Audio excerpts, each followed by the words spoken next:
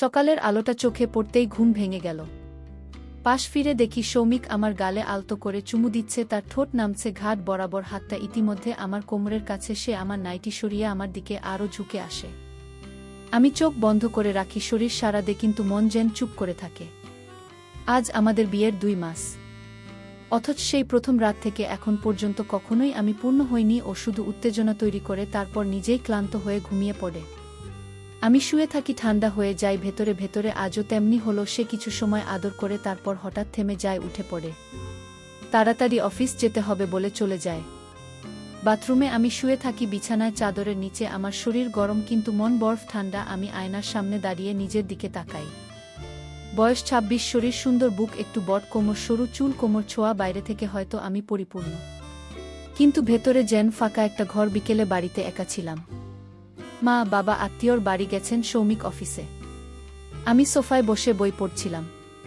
তখনই দরজার ঘণ্টা বাজল। আমি দরজা খুলে দেখি এক ডেলিভারি ম্যান, মুখে হালকা ক্লান্তি, গায়ে কোম্পানির পোশাক, হাতে মোটা একটা প্যাকেট। ম্যাডাম, আপনার অর্ডার। সে বলল, ভেতরে আসুন। আমি দরজা খুলে দাঁড়ালাম। সে ঘরে ঢুকে প্যাকেটটা সোফায় রেখে দেয়। আমি জিজ্ঞেস করি, পানি খাবে? সে একটু থমকে বলল, নেব। একটু গলা শুকিয়ে গেছে। আমি রান্নাঘর থেকে জল এনে দিই। সে ধন্যবাদ জানাই, তোমাকে দেখতে ক্লান্ত লাগছে। আমি বললাম। সে হেসে বলল, ডেলিভারির কাজ, রোদের মধ্যে সারা শহর ঘুরে বেড়াই, তবে অভ্যাস হয়ে গেছে। আমার কি মনে হলো, আমি জিজ্ঞেস করলাম, তোমার নাম কি? সে বলল, আপনি মালবিকা। আমাদের কথা শুরু হলো।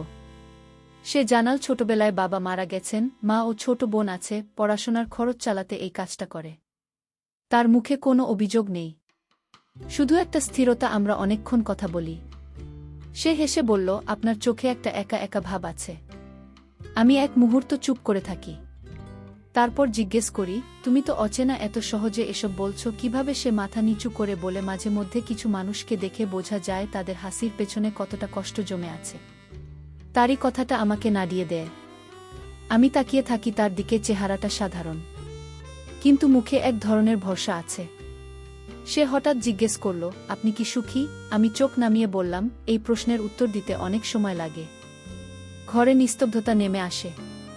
আমি তার দিকে এক পা এগিয়ে যাই, বলি, চা খাবে? সে একটু ইতস্তত করে বলল, খেতে পারি। আমি রান্নাঘরে গিয়ে 2 কাপ চা তৈরি করি।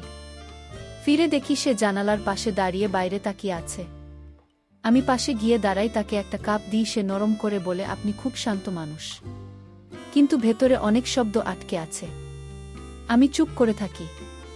সে হঠাৎ বলে বসে, আপনার গলার কাছে ছোট তিলটা খুব সুন্দর। আমি চমকে উঠি, একটু লজ্জা পেয়ে চোখ সরিয়ে নিই, কিন্তু কিছু বলি না। সে বলল, ভুল কিছু বললাম? আমি মাথা নাড়ি না। তবে কেউ এতদিন খেয়ালই করেনি। আমরা পাশাপাশি বসে থাকি।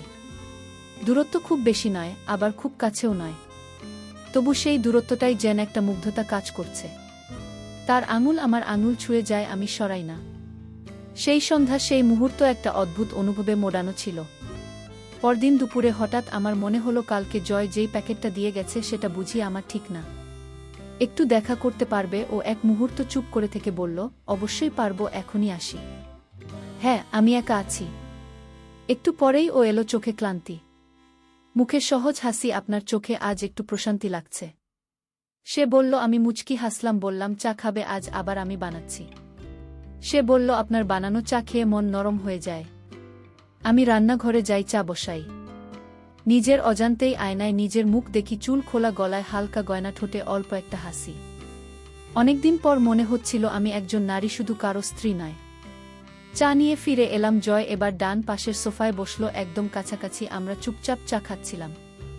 তখনই আমার হাত থেকে কাপটা হঠাৎ ছিটকে পড়ে যাচ্ছিল। জয় এক ঝটকায় কাপটা ধরে ফেল, কিন্তু আমাদের আঙুলগুলো একসাথে জড়িয়ে গেল। আমার শরীর হালকা শিউরে উঠল। তার হাতটা শক্ত ছিল না, কিন্তু ছোঁয়াটায় ছিল এক ধরনের স্থিরতা। আমি হাত সরালাম না।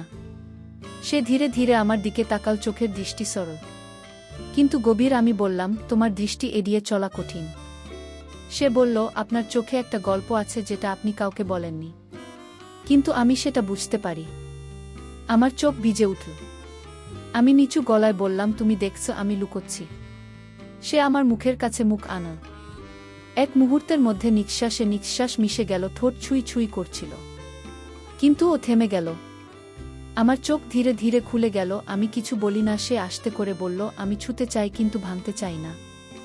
আমি আমার মাথাটা ওর কাঁধে রাখলাম। সে হাত দিয়ে আমার চুলে হাত বুলাতে লাগল। আমি চোখ বন্ধ করে তার বুকের শব্দ শুনছিলাম।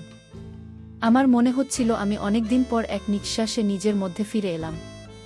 আমাদের মধ্যে কোনো শব্দ নেই, শুধু শরীর আর মনের এক জটিল নীরবতা। কিন্তু তাতেই যেন সব বলে দেওয়া হয়ে গেল। রাত গভীর, ঘর নিঃসঙ্গ, বিছানার এক পাশে আমি, অন্য পাশে ফাঁকা চাদরটা পড়ে আছে। সমিত ফিরেছে, কিন্তু আজও একটাও কথা বলেনি। ওর চোখে বিরক্তি, আমার অস্তিত্ব যেন তার রুটিনে বাধা। আমি জানালার পাশে দাঁড়িয়েছিলাম। হালকা বৃষ্টির শব্দ শুনতে শুনতে মনে হচ্ছিল কিছু একটা ভিতর থেকে আমাকে ডাকছে। ফোনে একটা মেসেজ এলো, ঘুমিয়েছেন? আমি কয়েক মুহূর্ত চুপ করে তাকিয়ে থাকি। তারপর ধীরে টাইপ করি, না, ঘুম আসছে না, খুব হালকা বৃষ্টি হচ্ছে। ও উত্তরে লিখল, আপনি চাইলেই বৃষ্টির শব্দ শুনে একটা গল্প বলি। আমি হাসলাম। সেই হাসি আমার ঠোঁট পর্যন্ত এলো, মন ছুঁয়ে গেল। শোনাতে পারো? আমি জবাব দিই। অল্প কিছুক্ষণের মধ্যেই ফোনে একটা ভয়েস নোট এলো। জয় নরম গলায় বলছে, একটা মেয়ে যার জীবনে বৃষ্টি মানে ছিল চোখের জলের মতো, সে কখনো ভেজে না, শুধু চুপ করে দেখে। কিন্তু একদিন হঠাৎ এক অচেনা ছেলে তাকে ছায়া দিল, কিন্তু জোর করে ছুঁয়ে গেল না, বরং জিজ্ঞেস করল, তুমি কি ছায়া চাও? আমি হঠাৎ অনুভব করলাম আমার চোখের কোণে জল এসে গিয়েছে। সেই রাতে আমি ঘুমালাম না, শুধু ওর ভয়েসটা আবার শুনতে থাকলাম। বারবার। পরদিন সকালটা শুরু হলো নিঃশব্দে, কিন্তু মনে একটা উষ্ণতা ছিল। আমি আয়নার সামনে দাঁড়িয়ে হালকা সাজ করলাম। অনেকদিন পর নিজের জন্য। দুপুরে দরজায় বেল বাজে। আমি দরজা খুলতেই দেখি জয় দাঁড়িয়ে, সাধারণ টি শার্ট আর জিন্স, এ হাতে একটা ছোট ফুলের প্যাকেট। আপনার জন্য এটা কেন? কারণ আপনি আজ নিজেকে ভালোবেসেছেন, সেটা উদযাপন করা উচিত। আমি শব্দ খুঁজে পাই না, শুধু মুচকি হাসি দিই। ও বলল, আজকে একটু সময় দিতে পারেন? বাইরে কোথাও, খুব দূরে নয়। আমি থেমে গেলাম, তারপর হালকা মাথা নেড়ে বললাম, চলো। আমরা দুজন বেরিয়ে গেলাম শহরের এক ফাঁকা নিরিবিলি পার্কের দিকে। সেখানে বসে রোদে ভিজে থাকা পাতার নিচে একটা কাঠের বেঞ্চে বসেছিলাম। আস্তে করে আমার হাতটা ধরল। আমি হাত ছাড়াইনি, আমরা কথা বলিনি বেশি, শুধু সময় কাটালাম আর মাঝে মাঝে চোখে চোখ রাখতাম। আমার মনে হচ্ছিল অনেকদিন পর কেউ সত্যি করে আমাকে আমি হিসেবে দেখছে, শুধু স্ত্রী বা গৃহবধূ নয়। ও বলল, আপনার গলায় যে নিঃশ্বাস লুকানো থাকে সেটা আমি বুঝতে পারি। আমি চুপ করেছিলাম। হাত ধরা ছিল। ও আমার গালে আলতো হাত রাখল, আমার ঠোঁটের কোণে চুমু রাখল। না, তা ছিল না শরীর জয়ের চুম্বন, বরং কোনো কিছু অনুমতির অপেক্ষায় ছিল। আমি চোখ বন্ধ করলাম। নিজেকে মুক্ত মনে হলো। বিকেলের আলো ধীরে ধীরে ঘরে ঢুকছে। মালবিকা আয়নার সামনে বসে, চোখে হালকা কাজল, ঠোঁটে নরম গোলাপি লিপস্টিক। অনেকদিন পর ও নিজেকে সাজিয়েছে, কিন্তু কারো জন্য নয়, নিজের জন্য। সৌমিত এখনো অফিস থেকে ফেরেনি, কিন্তু আজ ওর ফেরার অপেক্ষা আর তেমনটা নেই। আজ মালবিকার সিদ্ধান্ত নিয়েছে সে আর অপ্রাপ্তির ছায়া হয়ে থাকবে না। হঠাৎ ফোন বেজে উঠল। আপনি কেমন আছেন? ভালো, মানে চেষ্টা করছি নিজেকে ভালো রাখতে। ওর কণ্ঠে একটা থমকে থাকা মুহূর্ত ছিল। আপনার জন্য একটা জায়গা ঠিক করেছি, চাইলে চলতে পারেন কিছু সময়ের জন্য একসাথে নিঃশব্দে। মালবিকা জানত এটা পালিয়ে যাওয়ার প্রস্তাব নয়, এটা ছিল নিজেকে খুঁজে পাওয়ার সাহসের আমন্ত্রণ। সন্ধ্যের পথে একান্তে জয় মালবিকাকে নিয়ে গিয়েছিল শহরের এক ছোট্ট পাহাড়ি রিসোর্টে। ওই জায়গায় কেউ জানে না ওরা কারা। সেখানে তারা একে অপরকে চেনে, আবার নতুন করে চায় জানতেও। একটি কুটির ঘরে রাতে তারা পাশাপাশি বসেছিল। জয় হাতে এক কাপ কফি তুলে দিয়ে বলল, তুমি জানো আমি তোমায় ভালোবাসি, কিন্তু আমি চাই না তুমি কোনোদিন আমাকে ভালোবাসার বোঝা মনে করো। মালবিকার চোখে জল চলে এসেছিল। 3 বছর বিয়ের জীবনে এই কথাটা কেউ বলেনি যে তোমার ভালোবাসা পাওয়ার অধিকার আছে। সে জয়ের দিকে এগিয়ে এসে আসতে মাথাটা ওর কাঁধে রাখল। তারপর বলল, আমার শরীর বহুবার স্পর্শ হয়েছে, কিন্তু মনটা কেউ ছুঁতে পারেনি। তুমি পেরেছ। ওদের মধ্যে যে গভীরতা তৈরি হয়েছিল তা স্পর্শে নয়, বিশ্বাসে তারা একে অপরকে জড়িয়ে ধরল।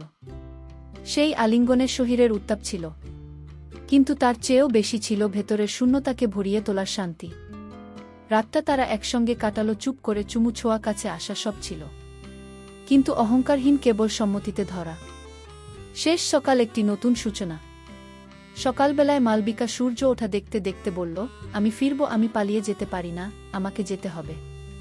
কারণ আমি চাই এই আমি যে আজ রাতে নিজেকে খুঁজে পেয়েছে সে ফিরে যাক তার জীবনে নিজের সিদ্ধান্তে নিজের শক্তিতে। জয় কিছু বলল না, কেবল মাথা ঝুঁকিয়ে বলল, তুমি যেমন আছো তেমনি থাকো, আমার ভালোবাসা তোমার স্বাধীনতায়। মালবিকার ফিরে আসা, সে ফিরল, সৌমিককে সব জানাল না। কিন্তু নিজেকে আর লুকালো না, সে নিজের জন্য পড়াশোনা শুরু করল। নতুন একটা অনলাইন ব্যবসাও খুলল। আর তার মাঝে যোগাযোগ কমে আসলো, কিন্তু সম্পর্কটা রয়ে গেল এক নরম বন্ধুত্বের মতো। কারণ ভালোবাসা সবসময় সঙ্গে থাকার নাম নয়। ভালোবাসা কখনো কখনো কাউকে নিজের মতো বাঁচতে দেওয়ার সাহস। এই গল্পে শরীর এসেছে, ঘনিষ্ঠতা এসেছে, কিন্তু তার থেকেও বেশি এসেছে আত্মিক সম্পর্ক, সম্মতি, নিজেকে ভালোবাসার সাহস আর সমাজের চীনা গণ্ডি ভেঙে সত্তা ফিরে পাওয়ার কাহিনী। অনেক নারীর জীবনের সম্পর্ক মানে শুধুই বাধ্যতা, ত্যাগ আর নীরবতা। কিন্তু সম্পর্কের আসল ভিত্তি হওয়া উচিত ভালোবাসা, সম্মান আর সমান অধিকার। এই গল্প আমাদের শেখায় প্রেম মানেই শুধু শরীরের আকর্ষণ নয়, বরং একজন মানুষকে নিজের মতো করে বাঁচতে দেওয়াটাও এক প্রকার গভীর ভালোবাসা। একটি সম্পর্ক তখনই পূর্ণ হয় যখন দুজনেই একে অপরের অভ্যন্তরীণ মানুষটিকে বুঝতে শেখে। সম্মতিতে গড়া ভালোবাসা যে কতটা শান্তি দিতে পারে তা কেউ কেউ জীবন পেরিয়েও খুঁজে পায় না। আমরা প্রত্যেকে যদি নিজেদের সম্পর্কের ভেতরে সত্যতা, শ্রদ্ধা ও সম্মতির জায়গা তৈরি করতে পারি, তবে সমাজে আর ভাঙনের গল্প নয়, গড়ে উঠবে একটি সুস্থ, উষ্ণ আর দায়িত্বশীল ভালোবাসার সংস্কৃতি।